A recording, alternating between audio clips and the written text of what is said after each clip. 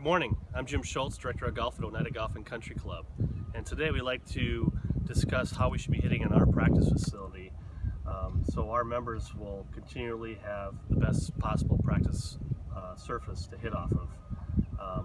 First off, when you come up, we do have our bag stand, we do have a back line.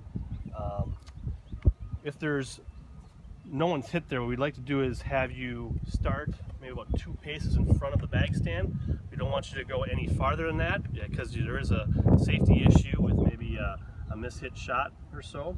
But once we start hitting, we like to have you do is pick a spot 2 paces out, and what you can see here, I have a little demonstration of where I hit this morning, and you're just going to keep putting golf balls in a spot, and once you make a divot, the golf ball will go on the back side of the divot every single time. In doing that, you'll be able to create a straight line heading straight back. Okay. Now this area right here, which is about a little over 3.5 feet long, actually contained about a little over 50 golf shots. So we're conserving the grass, we're keeping it a nice straight line, and as you go, we want you almost to make a series of lines. So once you start in the beginning, you'll work your way all the way back as tight to the stand as you possibly can until you get to a spot where you feel it's you're getting close to this yellow line. From there, once you're done, we'd like you to start another line approximately about 1 footprint in width away from it. Okay, and then we'll start doing another line straight back.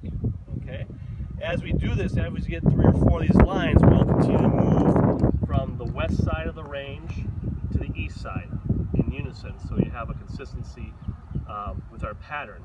The reason we're going to do a footprint is that once we move to a different location on the range, and it is time for us to come back, okay, even if this area is maybe not quite filled in the way all the way, we still have another section in between these lines that we can use and go from there. So if we can get everyone to do this, our range facility will stay a lot nicer.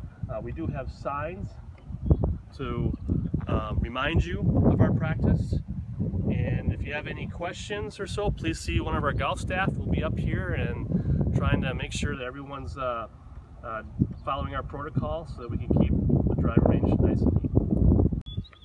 And here we are at our new short game area, which got opened up last year. Nice big large putting green that you can putt at. One thing we do is we want to hold this putting green for just chipping only. So you are able to hit some shots, but within 7 to 8 feet of this putting green, there should be no divots. Okay, so all you're going to work on are little sort of bump and run shots. Okay, as we move to the south, in the middle here, we have a nice large area now for short game practice. In this area, you kind of look at your shots, 50, 60, 70, 80 yards. In this area, we'll have a couple bags of balls. There is an area on the other side of the chipping green. Again, the same thing with this area at our chipping green. The first 7 or 8 feet, we should not see any divots in that area. It should just be a low bump and run. So the area in the middle, when we do practice our short game shots, we want to follow the same procedure, which you saw in our earlier presentation, and that's when we take our divots, we want to keep them in straight lines, just like up at the range. So if I'm practicing here, I take a bag and drop it, take my first shot, and as I continue to work here on my short game, I'm going to hit in a straight line. Okay, if I need a new spot, maybe go back just 3 or 4 feet and keep it a little bit more compact. Then I want a good foot in between my next line of divots.